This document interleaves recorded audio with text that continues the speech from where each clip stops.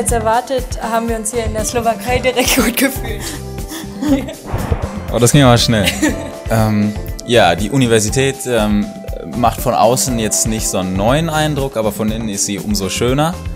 Wir haben ja, gute Mikroskope, also es ist super ausgestattet hier und ja, genau, und der Universitätscampus ist quasi über die gesamte Stadt verteilt. Das heißt, man muss, um verschiedene Departments zu erreichen, wie zum Beispiel Anatomie oder Histologie, muss man ein bisschen rumfahren durch die Stadt und dann, ja, das ist eigentlich ganz schön. Ja, man hat sich in der Stadt auch direkt sicher gefühlt, alles ist mit Bus und Bahn gut zu erreichen und ja. Ja, mir gefällt hier auch das Multikulti, dass hier auch noch ganz viele andere Studenten aus anderen Ländern da sind, dass man nicht die einzigen Ausländer sozusagen ist. Und da ergibt sich dann auch schnell ein Team, wo man gut zusammenhält. Ja, und die Professoren hier an der Universität sind auch alle sehr nett und hilfsbereit und deshalb fühlen wir uns hier alle ganz gut aufgehoben. Ja, was ich so gehört habe, ist hier auch das Studium um einiges praktischer, was, denke ich, so den meisten Menschen hier sehr entgegenkommt. Also nicht in den ersten 2 Jahren pure Naturwissenschaften, sondern auch schon was tatsächlich mit Medizin zu tun hat. Das ist sehr schön. Dnes sa nachádzam v druhom najväčšom meste Slovenska, v Košiciach. Košice sú po Bratislave najvýznamnejším slovenským univerzitným mestom s mnohými univerzitami a jednou z nich je aj Univerzita Pavla Jozefa Šafárika, na pôde ktorej sa nachádzam. A stretla som sa dnes s dekanom lekárskej fakulty, s pánom profesorom Leonardom Siegfriedom a s prodekanom pánom profesorom Danielom Pelom, ktorí nám odpovedia na pár otázok týkajúcich sa štúdia medicíny. Pán profesor, na vašej lekárskej fakulte majú možnosť zahraniční študenti študovať v anglickom jazyku. Ako dlho už prebieha táto výučba? Výučba medicíny v jazyku anglickom začala na našej fakulte na začiatku 90. rokov minulého storočia, to znamená, že v tomto roku výučba prebieha viac ako 20 rokov v jazyku anglickom. Od toho obdobia, keď sme začali vyučovať medikov v jazyku anglickom, ukončilo našu fakultu niekoľko tisíc študentov študujúcich v jazyku anglickom. V tomto období študuje na našej fakulte 763 študentov zo zahraničia. Takže vlastne už sme zodpovedali to, koľkí zahraniční študenti študujú na vašej univerzite. Mohli by ste mi povedať aj, koľkých zahraničných študentov prijímate každý rok do prvého ročníka? V poslednom období prijímame do prvého ročníka štúdia medicíny zhruba 175 študentov pre všeobecné lekárstvo a zhruba 40 študentov pre zubné lekárstvo, čiže dohromady okolo 200-210 zahraničných študentov. A mohli by ste mi povedať aj niečo o podmienkach prijatia? Pokiaľ ide o podmienky prijatia, študenti vykonávajú písomnú skúšku z predmetu biológia a z predmetu chémia. Každý predmet, každý test konkrétneho predmetu pozostáva zo 100 otázok.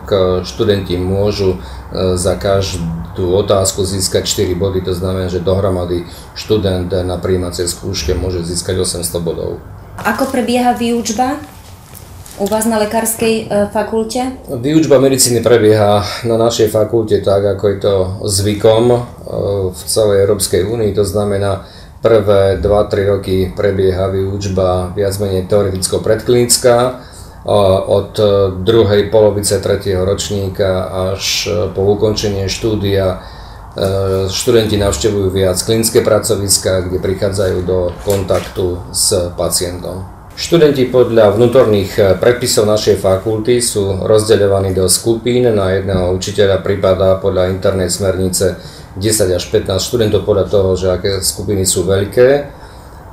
Platí to pre predmety teoreticko-predklinické. Na klinikách sú študenti rozdeľovaní do menších skupín od 5 do 8. To platí pre všeobecné lekárstvo, pre zubné lekárstvo je smernica ešte prísnejšia a počty študentov v jednotlivých skupinách sú oveľa nižšie, maximálne 2-3 na jedného učiteľa.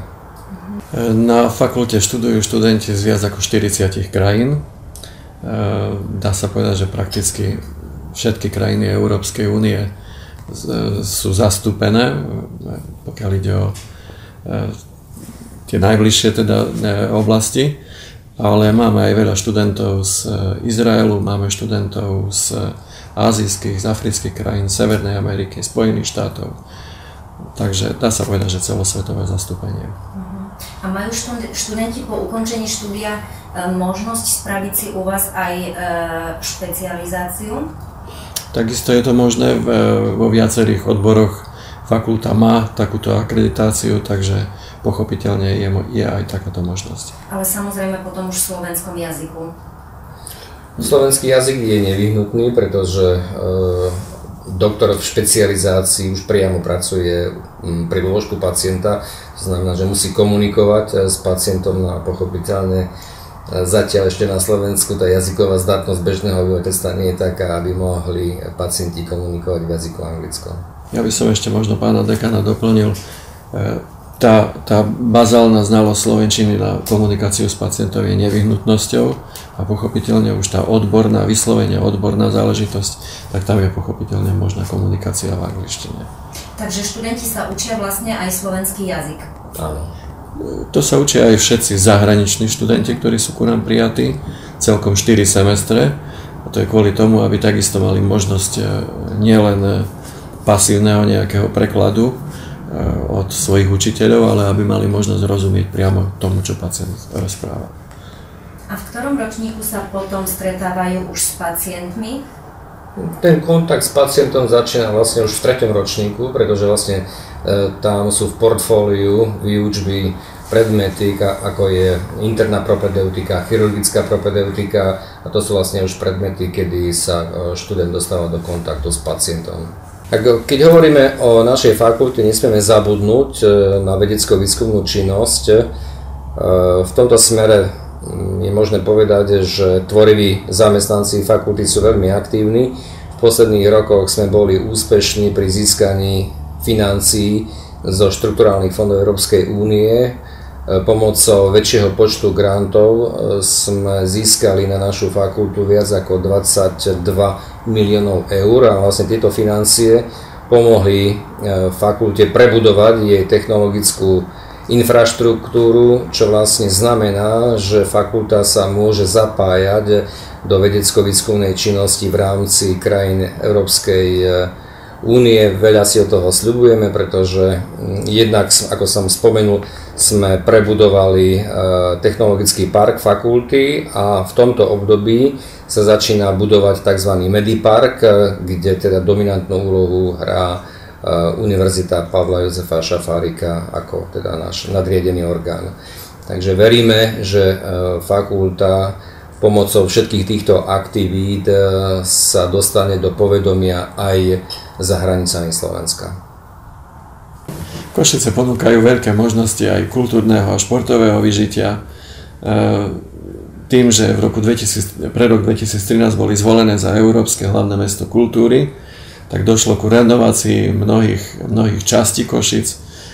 Infraštruktúra dopravná sa dobudovala, spojenie s viacerými európskymi mestami je zabezpečené aj letecky. Hovorili sme o Viedni, Prahe, Londýne, Bratislave. Údajne v najbližšej dobe majú pribudnúť aj spojenie do Nemecka.